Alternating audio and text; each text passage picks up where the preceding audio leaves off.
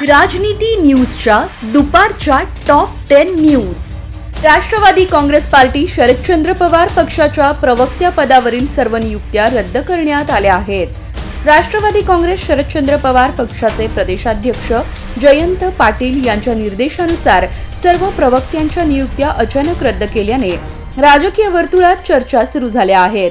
16 एप्रिलला पक्षाच्या बैठकीत पानिपत येथे सरकारकडून बनविण्यात येणाऱ्या स्मारकाला समर्थन नको अशी भूमिका आमदार जितेंद्र आव्हाड यांनी मांडली। याला मुख्य प्रवक्ते महेश तपासे यांनी विरोध केला। महेश तपासे यांची मुख्य प्रवक्ते पदावरून उचलबांगडी करण्यासाठी सर्वच प्रवक्त्यांच्या नियुक्त्या रद्द केल्याची माहिती समोर आली आहे। विद्यार्थ्यांसाठी आणि शिक्षकांसाठी एक अगदीच महत्त्वाची बातमी समोर येत आहे। आज शालेय विद्यार्थ्यांचा चालू शैक्षणिक वर्षातील अंतिम सत्राचा शेवटचा पेपर आहे। चालू शैक्षणिक वर्ष म्हणजेच शैक्षणिक वर्ष 2024-25 आज संपणार आहे। शालेय विद्यार्थ्यांच्या अंतिम सत्राच्या परीक्षा आज 25 एप्रिल 2025 रोजी समाप्त होतील। त्यानंतर उद्यापासून म्हणजेच 26 एप्रिल पासून शालेय विद्यार्थ्यांना उन्हाळी सुट्ट्या लागणार आहेत। सोलापूर ते मुंबई करता विमान सेवा सुरू करण्यासाठी स्टार एअरने तयारी दर्शवली होती।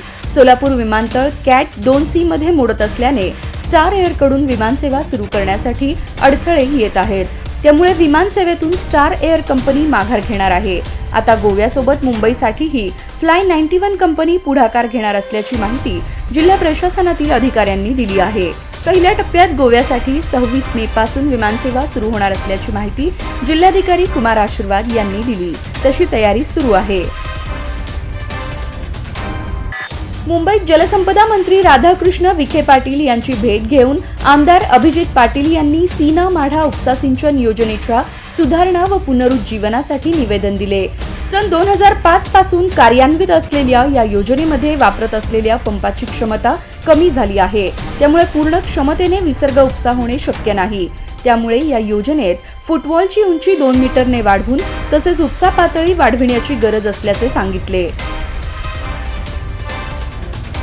जम्मू काश्मीरमध्ये पर्यटनासाठी सोलापुरातील 169 जण गेले असल्याची माहिती जिल्हा प्रशासनाकडे प्राप्त झाली होती। जम्मू काश्मीरमधील या पर्यटकांना सोलापुरात सुखरूप आणण्यासाठी जिल्हा प्रशासनाच्या वतीने समन्वयाची भूमिका बजावण्यात आली। जम्मू काश्मीरमध्ये गेलेल्या पर्यटकांपैकी 4 जण आज सोलापुरात सुखरूप परतले असल्याची माहिती जिल्हा प्रशासनाच्या वतीने देण्यात आली। समांतर जलवाहिनीचे उजनी धरण ते सोलापूर पुणे महामार्गादरम्यान रांजणी येथील 1400 मीटरपैकी 1100 मीटरचे काम पूर्ण झाले, तर 300 मीटरचे काम सुरू आहे। तसेच मोडनिंब येथील 40 मीटरचे कामही सोमवारी हाती घेण्यात आले। 110 किलोमीटरपैकी आता केवळ 340 मीटरचे काम शिल्लक आहे। कांदा व्यवहारासाठी संपूर्ण राज्यात अग्रेसर असलेल्या सोलापूर कृषी उत्पन्न बाजार समितीची यंदाची निवडणूक विविध नाट्यमय राजकीय घडामोडींमुळे गाजत आहे। येत्या 27 एप्रिल रोजी होणाऱ्या या निवडणुकीत भाजपमध्ये 2 गट विभागले गेले आहेत। आश्चर्य म्हणजे गेली 10 वर्षे एकमेकांना पाण्यात पाहणारे आमदार सुभाष देशमुख आणि आमदार विजयकुमार देशमुख हे दोघे आपल्याच पक्षाचे जिल्हाध्यक्ष तथा अक्कलकोटचे आमदार सचिन कल्याण शेट्टी यांच्या विरोधात एकत्र आले आहेत। नांदणी टोल नाक्याजवळ भोपाळहून कर्नाटकात 2 प्रवासी बॅगेत गांजा घेऊन निघालेल्या दोघांना मंद्रुप पोलिसांनी पकडून त्यांच्याकडून 8,38,000 रुपयांचा 33 किलो गांजा व 22 लाख रुपयांचा टेम्पो असा एकूण 30,38,375 रुपयांचा मुद्देमाल जप्त करण्यात आला। दरम्यान या प्रकरणी अटक केलेल्या दोघा संशयित आरोपींना न्यायालयात हजर केले असता 5 दिवसांची पोलीस कोठडी मिळाली।